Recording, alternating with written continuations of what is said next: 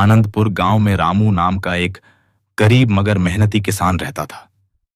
वह हर साल मेहनत से खेती करता, लेकिन ज्यादा बारिश के कारण उसकी फसल अक्सर खराब हो जाती थी।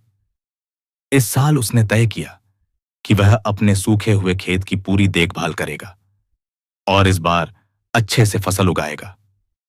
एक दिन खेत में हल चलाते समय रामू ने देखा कि मिट्टी के ऊपर चींटियों का एक बड़ा सा घर था। वह पहले उसे तोड़ने ही वाला था, लेकिन फिर रुक गया और नजदीक जाकर उन चींटियों को गौर से देखा। उसने सोचा, ये भी तो इस धरती के बच्चे हैं, जैसे मैं। ये भी कितना मेहनत करके अपने लिए एक घर बनाया है, क्यों ना इनकी दुनिया बचा ली जाए। ये सोचकर रामू ने अपना हल वापस मोड़ दिया और चींटियों का घर बचा लिया। कुछ चींटियों ने ध्यान से ये देखा और समझा कि रामू ने क्या किया, और वे जल्दी से अपनी बिल में चली गईं। उन्होंने वहां बाकी चींटियों को इस बारे में बताया। यह बात रानी चींटी के कानों तक भी पहुंच गई।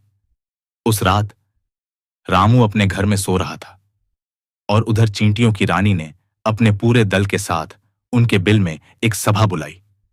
उन्होंने सबसे कहा, इस इंसान ने हमें बिना किसी स्वार्थ के बचाया है। वो चाहते तो हमारा घर एक झटके में तोड़ सकता था, पर उसने ऐसा किया नहीं। हमें इसका एहसान चुकाना होगा। तुम सभी तैयार रहो, हमें एक सही मौके का इंतजार करना है ताकि हम इस किसान की मदद कर सकें। अगले कुछ हफ्तों में रामू ने अपनी फसल के बीज बोए और उसकी देखभाल करने लगा। धीरे धीरे सारे फसल अच्छे से उगने लगे थे। रामू भी बहुत खुश था। वो कुछ दिनों के लिए शहर चला गया, अपने फसलों के लिए अच्छे खाद और अपने परिवार के लोगों के लिए कुछ कपड़े खरीदने। तभी एक दिन गांव में टिड्डियों का हमला हुआ। सारे किसान परेशान हो गए। चारों तरफ टिड्डियां ही टिड्डियां उड़ रहे थे। फसलें बर्बाद हो रही थीं। ये खबर सुनते ही रामू तुरंत वापस गांव आया और दौड़कर अपने खेत पहुंचा। लेकिन हैरानी की बात यह थी कि उसकी सारी फसलें सही सलामत थीं। उसने देखा, उसके खेत में हजारों चींटियां एक साथ टिड्डियों पर हमला कर रही थीं और उन्हें भगा रही थीं। यह देखकर रामू की आंखों में खुशी के आंसू आ गए। गांव वाले भी हैरान रह गए। उन्होंने पूछा, रामू भाई, ये कैसे हुआ?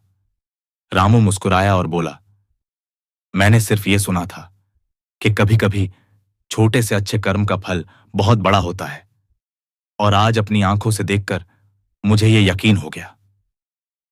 फिर उसने चींटियों के घर को बचाने की बात सबको बताया और सब गांव वाले हैरान हो गए, ये सोचकर के कैसे उन छोटे से चींटियों ने रामू का इतना बड़ा एहसान चुकाया। कुछ ही दिनों में सारे बदमाश टिड्डियां गांव छोड़कर चले गए। सबका खेत बर्बाद कर दिया था उन टिड्डियों ने। पूरे गांव में सिर्फ रामू के खेत में ही हरे भरे फसल बचे थे। रामू ने खुश होकर चींटियों के घर के ऊपर एक लकड़ी का छोटा सा छत बना दिया ताकि बारिश के दौरान चींटियों का घर बच सके। चींटियां बहुत खुश हुए और रामू को फिर से धन्यवाद दिया। इसके बाद रामू की बातों से प्रेरित होकर गांव वाले भी प्रकृति के साथ संतुलन बनाकर जीने लगे।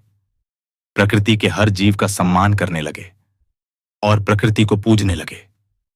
सीख, छोटे छोटे जीव भी बड़े काम कर सकते हैं, और जब दया बिना किसी स्वार्थ के की जाए तो वह कई गुना होकर लौटती है।